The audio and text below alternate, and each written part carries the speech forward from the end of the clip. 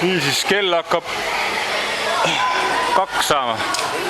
Vett on jäänud ainult Marko, kes teeb iseloomuringe. Tal on täis umbes 9 kilomeetrit ja tal on viimased kilomeetri jagu juba suhteliselt halb olnud. Aga mees ei jäta jonni. Järgmine on Andi. Andi sai 8,1 ja Tanel sai 8. Lahkunud on siis Mait 7,7 peal. Ja mina piirdusin täna 10-ga.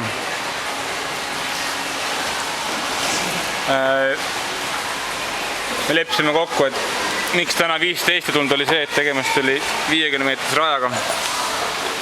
Ja mul olid jalas stopperpüksid. Mitte nagu vorm eelmine kord. Ja küll paneme asja lukku.